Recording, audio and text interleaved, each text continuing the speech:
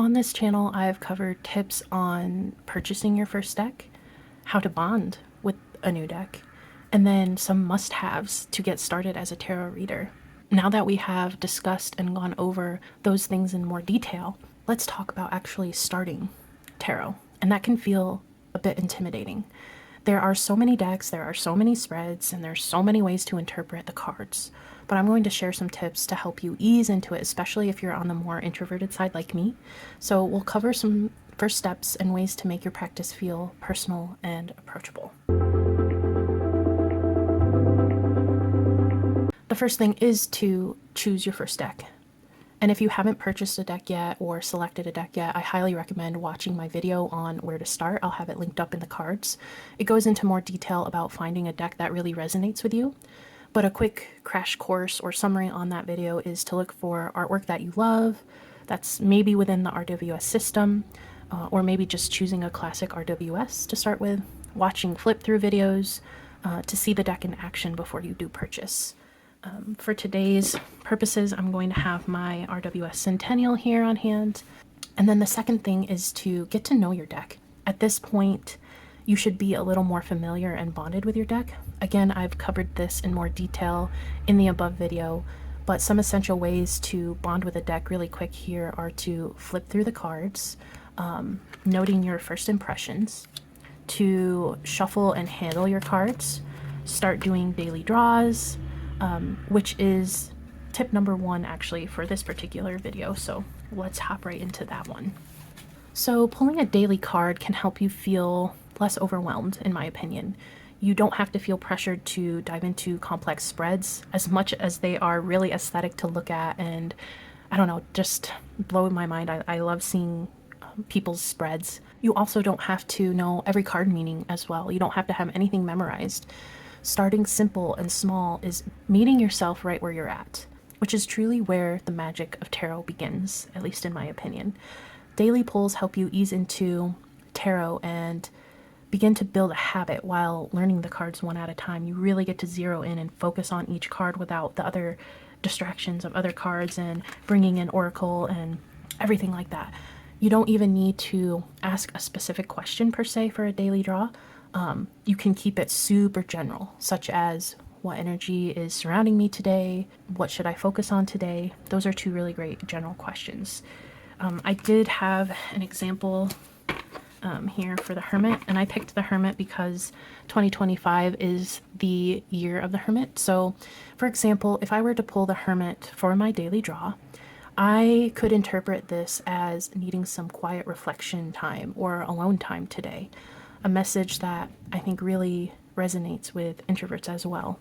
So as you can see, like, this might be a major arcana, which we've in our studies learned is something more major or big, but putting it into the context of a daily draw, it becomes a little bit more bite-sized, such as just take some time to be alone today, whether that's reading tarot or reading a book or listening to some music, taking a walk, however that looks and feels and what you want to do. Just take some time to have a moment with yourself today. If you do want something that's a little bit more involved, I think a 3-card spread is the next natural step, which I do have a dedicated video on how to use 3-card spreads, how to connect each of the positions with one another, and I'll have that linked above. But one of my favorites, and one that I did not go over in that video, is past, present, and future. And I like this spread in particular because you know you and your journey best.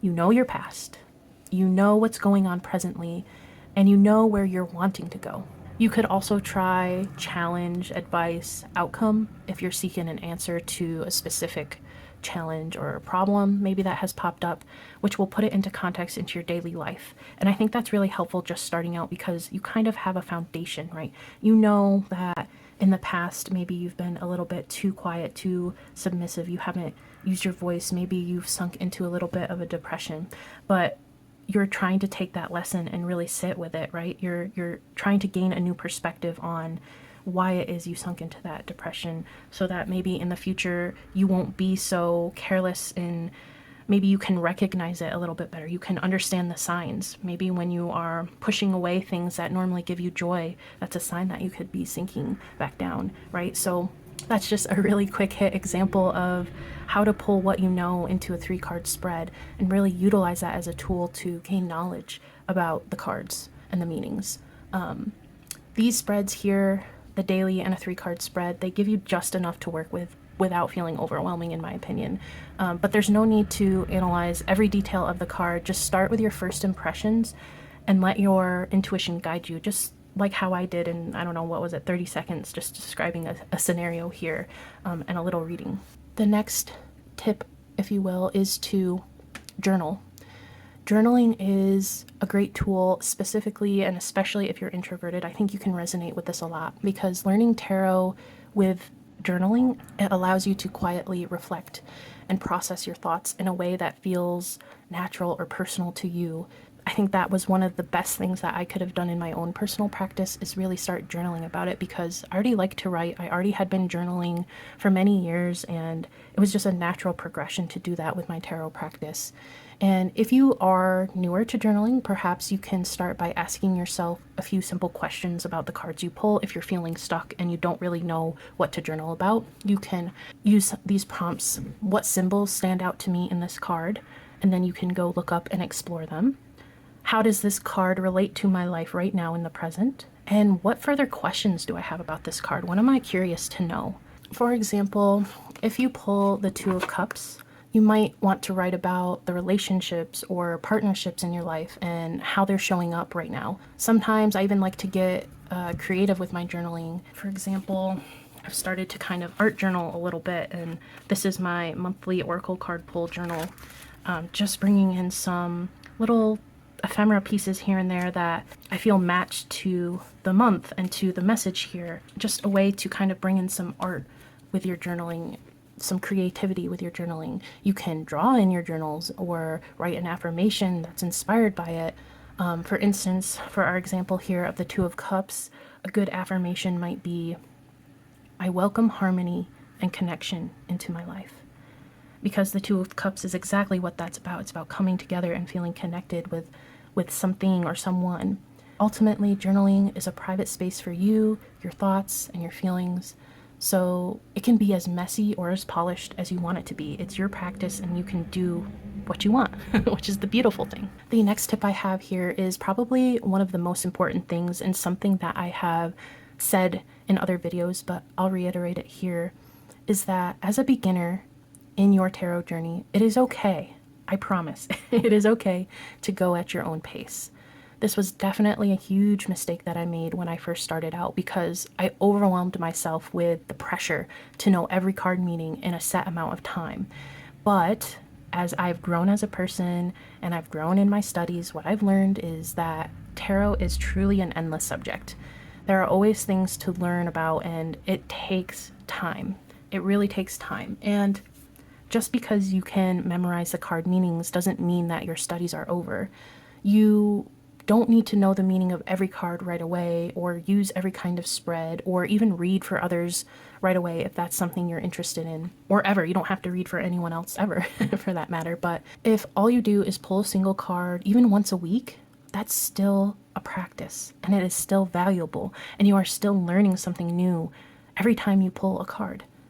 There's definitely no harm in taking breaks if you do start to feel overwhelmed, which is something that I have done many times, and it has gotten easier to take breaks as well. I used to be really hard on myself for setting tarot down for a little while, because for me personally, what tends to happen is I get super passionate or interested in a topic, and I go ham on it, and I jump right in like the fool that I am, and then I get really burnt out. And when I get burnt out, I set it aside, and it could be set aside for 2 weeks, 2 months, 2 years.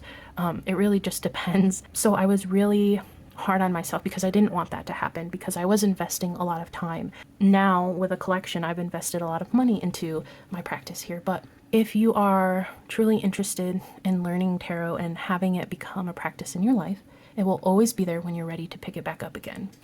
And most importantly, as a lesson from that little story I shared, trust yourself. Even if you're still learning, your intuition is a powerful guide.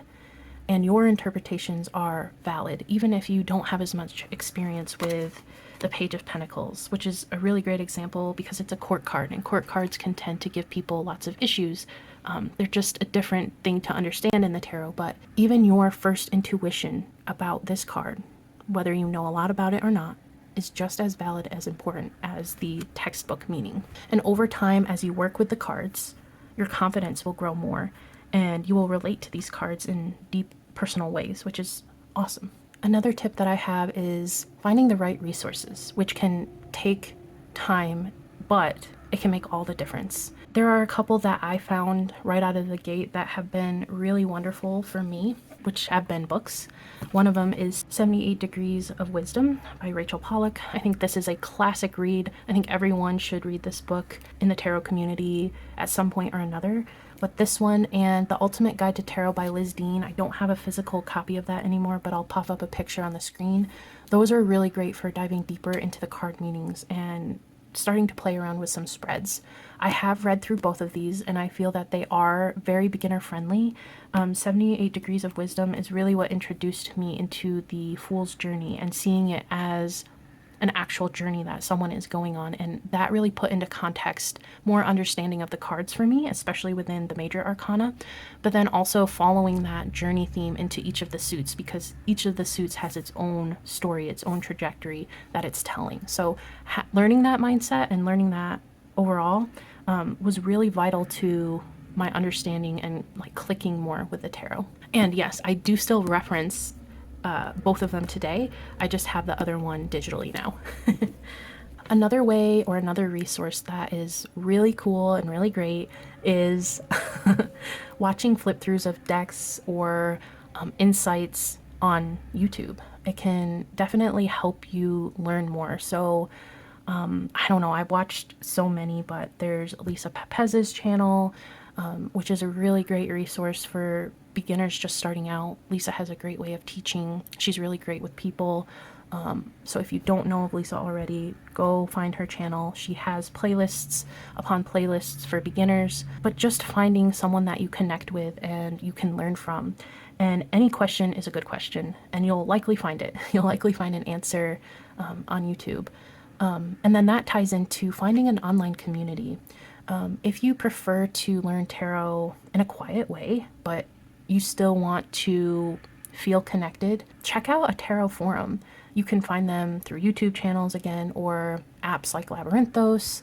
You can even find a bunch of pages or groups on Facebook or whatever social media app that you prefer to use. I guarantee you there's groups out there that you can join. And even if you don't interact with or, you know, comment or have the discussions, you can at least peruse the discussions, right? And I think that's important as well. I mean, I guess, am I allowed to do a like shameless plug here about my channel?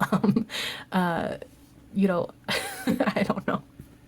But yes, I'm also here as a resource for you guys, not only with my videos or on Instagram, but in the comments. I really love interacting with everyone and having discussions. I have learned a lot from you guys, so I'm really appreciative of that. And it really has helped me take my tarot practice farther. Starting tarot is opening a door to a lifelong journey of self-discovery. And you don't need to have all the answers or feel like an expert right away. I mean, that's not even the point of tarot anyway. So what matters the most, though, is that you're taking the first step.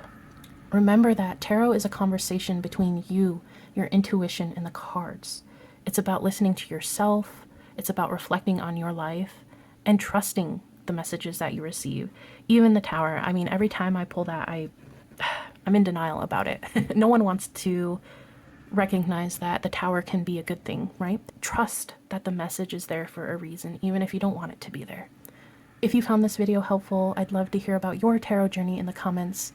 Let me know how you're starting out or share any questions that you may have. I'm always here to help. Thank you so much for spending this time with me. And until next time, see you around.